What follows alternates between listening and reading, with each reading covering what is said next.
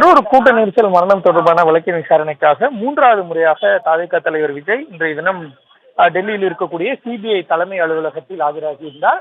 காலை 10:30 மணிக்கு உள்ளே சென்ற அவரிடம் விசாரணையானது நடைபெற்றது. உணவு இடைவேளைக்கு பிறகும் விசாரணையானது தொடங்க நிலையில் தற்பொழுது விஜய் அவர்கள் வெளியே வந்திருக்கிறார். சுமார் 8 மணி நேரத்திற்கு பிறகு அவர் சிபிஐ விசாரணைக்கு முடிந்து வெளியில் வந்திருக்கிறார். இன்றைய தினத்துடன் அவரிடம் 3 நாள் விசாரணையானது நடத்தப்பட்டு இருக்கிறது.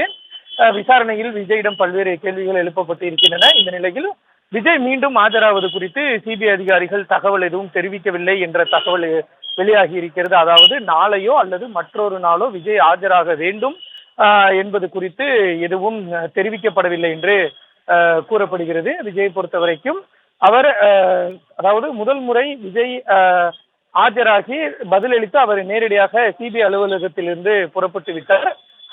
காருக்குள்ள இருந்து அப்படியே புறப்பட்டு விட்டார். இரண்டாவது முறைதான் விஜய் காரில் இருந்து இறங்கி வெளியே வந்து, அதாவது அந்த லோதி சாலையில் இறங்கி வந்து தொண்டர்களை பார்த்து சிறிது நேரம் சில நிமிடங்கள் கையசைத்து அவர்களினுடைய அன்பை ஏற்றுக்கொண்டு அங்கிருந்து புறப்பட்டார். ஆனால் இன்றைய தினம் விஜய் பயணித்திருக்கக்கூடிய அந்த காரில் இருந்து அந்த ரூஃப்டாப்பை திறந்து விட்டு அந்த காரில் நின்று கொண்டே தொண்டர்களை பார்த்து மிக உற்சாகமாக, அதாவது கார் சிபிஐ அலுவலகத்தில் இருந்து ஸ்டார்ட் செய்யும் பொழுது கார் வெளியே வர தொடங்குவதற்கு முன்பாகவே இந்த காரினுடைய மேற்பகுதியில் இருந்து தொண்டர்களை பார்த்து, அதாவது சன்ரூஃப் அதை திறந்து விட்டு அதில் நின்றபடியே விஜய் ரசிகர்களை பார்த்து உற்சாகமாக கையசைத்திருக்கிறார்.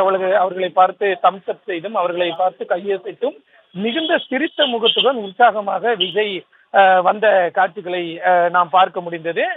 விஜய் வந்தவுடன் விஜயை பார்த்து பல்வேறு விதமான கோஷங்களை அவரது தொண்டர்கள் எழுப்பி விஜய்க்கு ஒரு வரவேற்பை அளித்தார்கள். அது மட்டும் இல்லாமல் விஜய் மீது மலர்களை தூவியும் விஜய் மீது தங்களுக்கு இருக்கக்கூடிய ஒரு அன்பை ரசிகர்களும் அவரது தொண்டர்களும் டெல்லியில் வெளிப்படுத்தி இருக்கிறார்கள்.